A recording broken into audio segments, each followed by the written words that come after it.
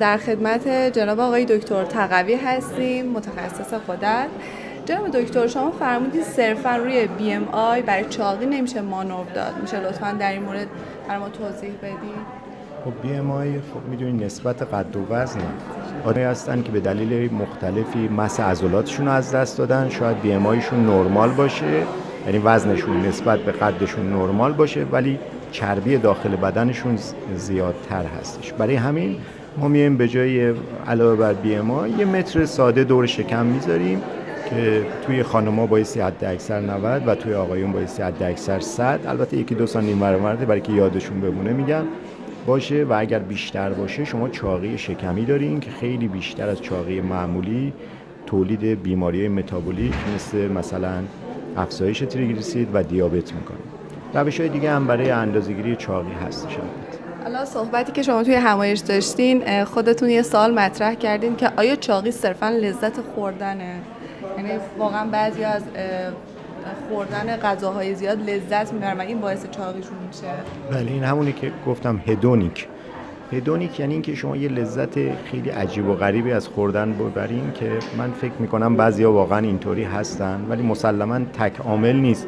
ولی آدمای خیلی زیادی هستن که قسمت زیادی از لذت زندگی رو از خوردن میبرن و شاید اونقدر از دیدن یه منظره یا یه لباس یا یک ماشین نمیدونم هر چیزی لذت نبرن. آدمای دیگه هم هستن از قدرت، پول، چیزهای دیگه لذت میبرن.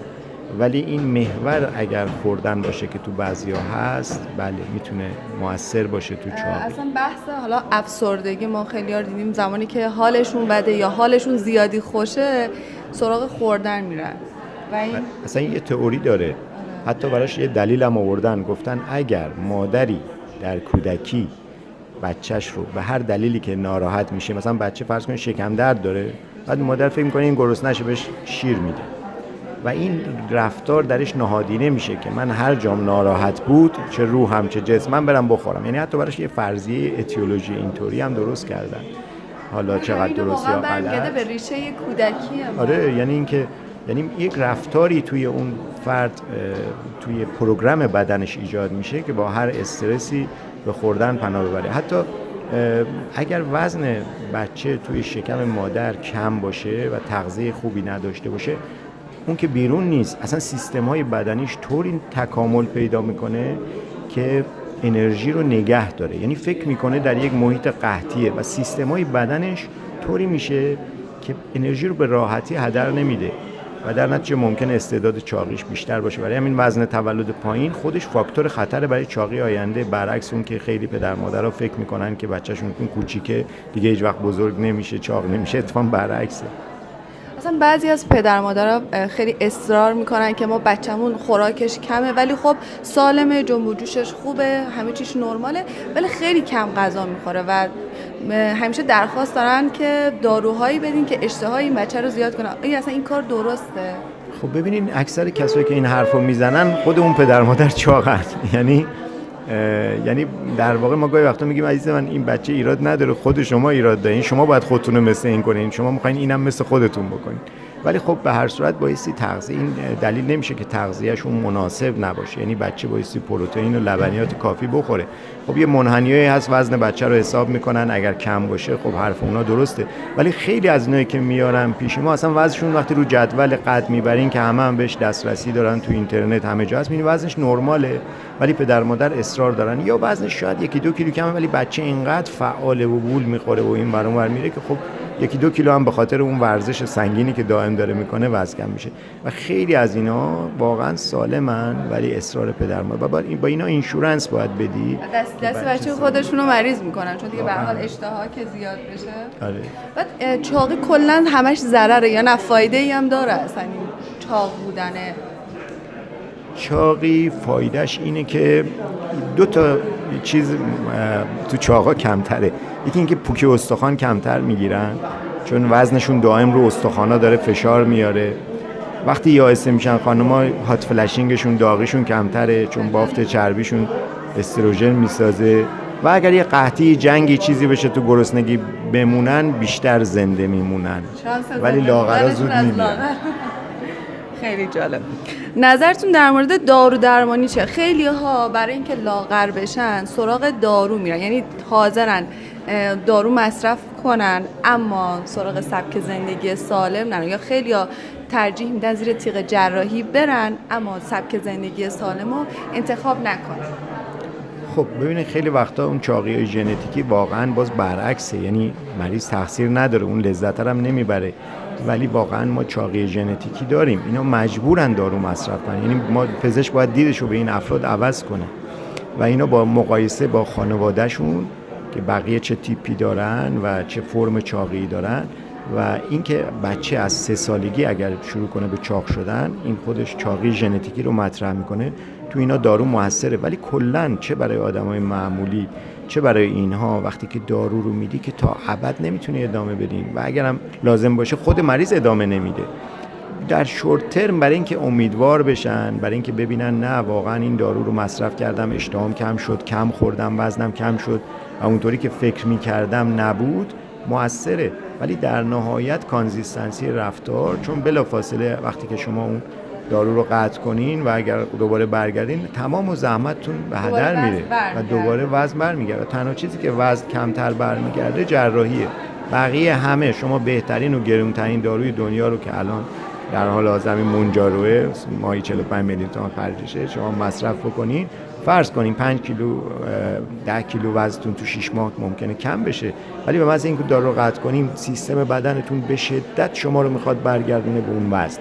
یعنی اینقدر مواد اشتها تولید کننده در بدنتون زیاد میشه که شما میخورین و دوباره به اون وزن برمیگردین. مثلا فایده ای پس نداره استفاده این داروها، چون به هر حال هم قطع کنی دوباره برمیگردی به همون. خب خیلی از این داروها واقعا ما باید چاقی رو به عنوان یه بیماری تا آخر عمر حساب کنیم.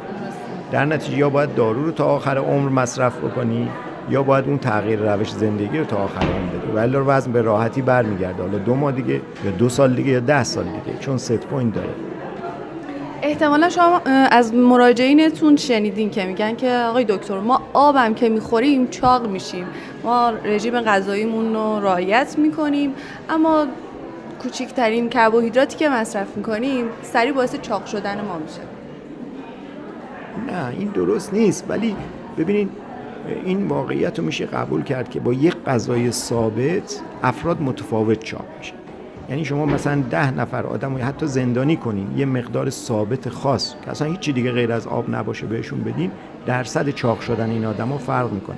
چون فاکتورهای مهمی مثل فیجیتین که گفتم خدمتتون، مثل وول خوردن، مثل ژن، مثل متابولیسم پایه‌شون که تو بعضیا کمی تغییر میکنه، همه اینا تو وزن موثرن. اینو میشه قبول کرد که مثلا فرض کنین یک خانمی بگه من به اندازه شوهرم غذا میخورم ولی بیشتر چاق میشم، ولی اینکه آب میخورم نه. اگر شما آب خالی بخورین در ماه قطعاً 4 کیلو لاغر میشین، چون شما بدنتون بعد 3-4 روز بی آبی میمیره، ولی بی غذایی گاهی وقتا تو آدمای چاق تا 1 سال زنده میمونه. آدمایی پیدا شدن که مثلا توی چای یک کوهی یک جایی گیر کردن و فیلماش هم هست، شما یک کوهنوردی وسط 2 تا کوه میفته، اینها هیچی نمیخورن، اصلا غذایی ندارن و حد اکثر وزنی که کم میشه 4 کیلو در ماه هستش. اونقدر. بعد چه رژیم هایی هستش که کلاً باعث این میشه که بدن انسان به خطر بیفته؟ یعنی رژیم هایی هستش که باعث ایجاد مشکل و بیماری کنه خودش؟ رژیم هایی که شما میایین ماکرو یونیت ها رو به هم میزنین، یعنی به جای اینکه همه چیز رو کم بخورین میایین روی یک چیزی خیلی فورس میذارین، مثلا کربوهیدرات رو کامل تو یک رژیم حذف میکنین، اینا در شورت ترم ایرادی ندارن، 2 ماه 3 ماه و موثر هم هستن، ولی در دراز مدت بدن ما به همه مواد غذایی احتیاج داره، به کربوهیدرات کربوهیدراتی که از مواد مهم هست و تو رژیم‌های استاندارد دیگه بیشتر از 30% کمترش نمی‌کنن، یعنی 30% غذای ما باید کربوهیدرات باشه، کمتر نباید باشه. ولی تو رژیم‌های کوتاه مدتی که مثلا رژیم اتکینز و نمیدونم کتو و اینها که بیمارن و لازمه وزنشون کم بشه، شاید بشه 3 ماه 4 ماه استفاده کرد، ولی در دراز مدت مضرن. بهتره همه چیز خورده بشه، چیزای پر کالری که از همه بیشتر فت هستش و چربی هست کمتر بشه و کل کالری اینتیک، حالا این کالری اینتیک تو میوه هم هست، فرقی نمیکنه. آدمایی هستن اشتباهی میان مثلا شب شام نمیخورن ولی عوض 1 کیلو میوه میخورن، غافل از این که این 1 کیلو میوه انرژیش از اون ساندویچ همبرگری که مثلا فرض کنیم بچهش خورده بیشتره. هرچی کالریا رو ببریم به طرف سبزیجات و میوه، خب برای سلامتی بدنتون شاید بهتر باشه. مثلا سبزیجات و میوه وقتی که قسمت اعظمی از غذاتون رو تشکیل بده شاید ولی تو وزن گاهی وقتا باید کالری رو بسنجین. یعنی ببینیم مثلا میگم ممکنه یک ساندویچ همبرگر شما شب بخورین 400 کالری باشه، مثلا نصف خربزه یا نصف هندونه رو بخورین اما 400 کالریه. شاید اون رو چربی خونتون بهتر باشه، مثلا فرض کنین اون میوه، ولی رو وزن تاثیر نداره. بنابراین این دوتا رو باید متفاوت کنیم. سالم خوردن الزاماً باعث وزن پایین نمیشه. آدمایی هستن اصلا گیاهخوارن، خیلی هم سالم غذا میخورن، خیلی هم دقت، ولی وقتی کالری اینتیکشون زیاد باشه چاق میشن. آدمایی هم مثلا نه همه چی میخورن، اصلا رعایت هم نمیکنن، شاید چربی خونشون هم بالا رفته به خاطر اینکه کره میخورن، به خاطر اینکه، ولی چون کل چیزی که میخورن کمه وزنشون زیاد نمیشه. حالا شاید چربی خون داشته باشه مثلا میگم، ولی وزن به کالری نگاه میکنه، نه خیلی روی نوع. متاسفانه کسایی که میان همش میگن چی بخورم، و چقدر کمتر فوکوس میکنن. نمونهش اینه که توی خانواده میبینین که یه مادر داره غذا میپزه و همه چیزای توی یخچال ثابته، ولی میبینین مرد اون خانواده چاق، زن لاغره.